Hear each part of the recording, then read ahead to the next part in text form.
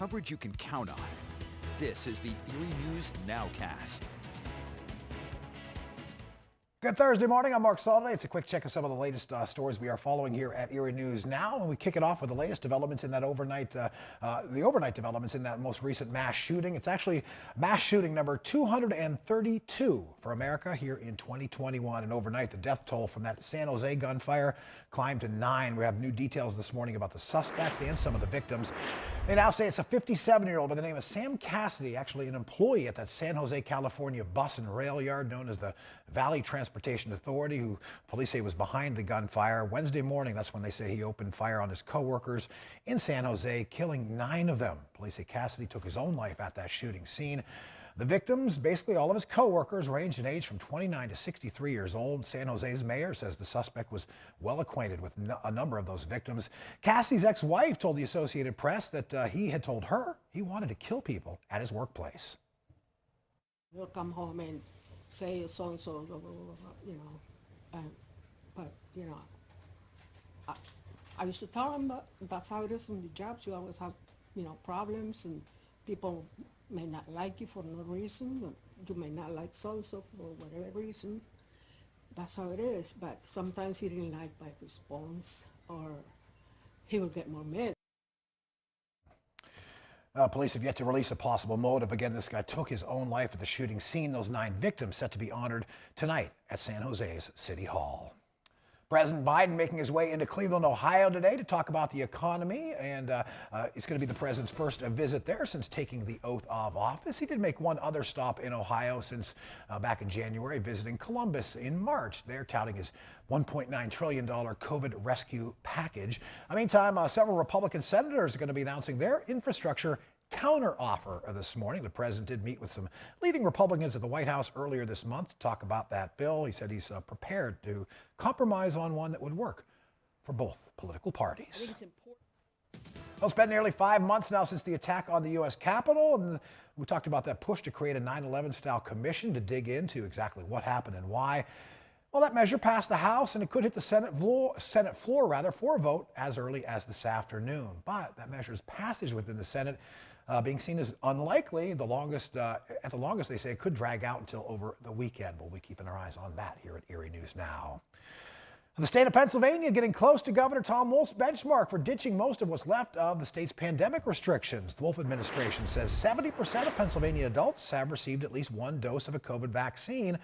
And that is the target number he announced earlier this month as that goal for ending the state's remaining mask mandates. Now they say Pennsylvania could actually hit the bar, that 70% figure, within the next month or so. So the governor's continuing to encourage everyone who's had that first dose to make sure they show up for that second appointment. And he says that's what could get us to that 70% mark as far as the vaccination rate goes by the end of June. All right, still some questions this morning for the Erie Humane Society. They are working to take care of more than 40 animals, all found in what they described as horrific conditions inside of an East Erie home. They pulled out 27 dogs, 15 cats from that home on Licehouse Street back on Tuesday. And the Humane Society says that the animals had spent most, if not all, of their lives in these crates. A lot of them dealing with fleas, mange, and other health issues. The cruelty team's still determining what, if any, charges to file against the homeowner. And they say the animal's recovery process is likely to be a long one. Also, the Humane Society says the woman who lives at that Lighthouse Street home was actually suspected of animal hoarding in a different Erie house. So that one dating back to 2010. Leaders of the area's biggest school district finalizing summer school plans as they head toward the end of this anything but normal school year. The Erie district is calling it their Sail into Summer program. The plan calls for free breakfast and then learning throughout the morning. Middle and elementary school students can work on their reading and math skills. Families in the city will then have the option to stay on for lunch, afternoon enrichment as they call it, music, art, athletics. And that would be for the 3-week session set for July and June. In August, it's a different type of session, 2 weeks long, focused on preparing students to move up to the next grade level. You can get more information on signing up for the Erie District Summer School programs by clicking on this story at erienewsnow.com. Also want to send out a reminder that it is today, the 100th anniversary of Presque Isle's designation as a state park, and we are celebrating really all month long, but it heads up to tomorrow's big hour-long Presque Isle Centennial Celebration. That one on WICU 12, airtime of 7 p.m. And David, we were just down at the park a little bit ago. Even though it's not quite as warm as yesterday, still pretty nice out there. Yeah, it's fantastic. Just finished the cake, so I'm hoping for a little bit of a sugar rush because I'm starting to feel a little bit of that 2 o'clock feeling. But of course, I know it's 10 o'clock, but we wake up so early that 2 o'clock feeling hits at 10. But you know, when you're outside, it's a breath of fresh air for today. Our peninsula looking grand on 100 years. Yeah, we've had a lot of active weather. We've had some great sunny weather. It's a lot of weather that's happened over the course of the last 100 years, but it just so happens today we are dealing with some pretty good stuff overall. Only 55 degrees, a great day to take the bike out, do a little walking, maybe take the dogs with you. The bayfront looking just as pretty as we look out towards Presque Isle. You can see over the bay we are dealing with some fairly light winds overall. Temperatures in the middle and upper 50s. We've got lower 60s back there into Bradford. Could be a little bit warmer actually into the higher elevations today. Winds coming in from the northwest, a gentle breeze, 5 to 10 miles per hour. Humidity levels are down, so it is very, very comfortable out there. Let's look at our muggy meter here. We're in the real nice sector of it. Futurecast will keep us high and dry for today. Some clouds moving in during the afternoon. This is well in advance of our next weather maker, which will start to show up late tonight and then into your Friday morning. Could have a few showers to start off the day, and then you'll notice the rain just kind of filling on in. It's also going to be quite windy as well. We'll have a good solid easterly wind as that wind wraps around this area of low pressure. During the afternoon, more possibly heavier areas of rain out there. Temperatures will stay cool. We're on the cool side of this storm system, so it's going to be a real big struggle to warm up, and unfortunately still looks like some of those showers could linger at least in the first part of the day on a Saturday. Your zone outlook for today, we'll have those temperatures into the lower 60s, lower middle 60s near the lake shore. A lot of sunshine out there today. A great afternoon to take the kids to the park or any sort of outdoor activity for the after school time. Temperatures middle 60s into Crawford as well as Warren County. You can see actually getting into the upper 60s between Warren, Sheffield, and Tidioute. Talk about that 7 days, some weather changes overall as we head into the Memorial Day weekend. That's in just a moment.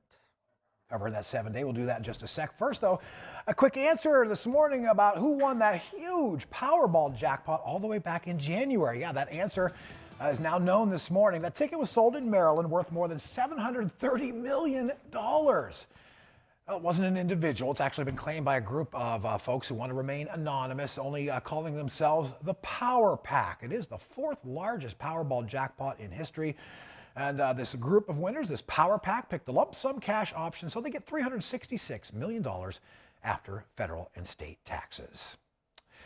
And you got to check out this image that we've got coming your way in a sec. It comes from the Cleveland Metro Park Zoo. Their adorable new addition kind of needs your help. Check out this little guy. It's a male orangutan born at the Cleveland Zoo Cleveland Zoo on April 28th. The first successful orangutan birth there since 2014. So that's a bit of good news. But they actually need a name for this baby orangutan, and they've narrowed it down to three choices. Halim, they say that means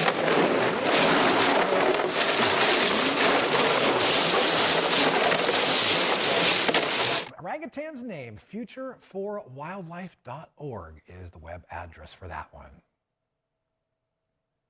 All right, meteorologist David Wolter heard this crazy sound in my ear a second ago, and then I looked up and I realized it was otters and ice. Explain, sir. Oh, wow, I didn't even realize you could even hear this. I heard it, yes. All right, well, here, yeah, we've got otters, we've got ice, and that's all I really have to say about this. This is so much fun. They're having a blast, and you know, we have the Erie Otters, and they play on ice. Yeah, so there's a little Erie connection there. This is at the Oregon Zoo. A little warm for these guys, and they don't seem to, the cold definitely does not bother them. They're just having a, oh, there the one guy goes getting right into the camera there. So we love animals, so got to show as many animal videos as we can. Temperatures upper 50s on Friday as we get into the weekend. You can see we're heading on up into the 60s, even 70s by next week. Still some showers hanging around on Saturday, but Sunday and Memorial Day Monday really looking good for some of those outdoor barbecues, and then we'll continue to see that upward trend as we get into next week. Like that upward trend. Thank you, David. And thank you for watching this edition of the NOWCAST. We'll do it again about the same time tomorrow, and we'll be on there at 5 a.m. for Erie News Now Sunrise's Friday edition. We'll see you then.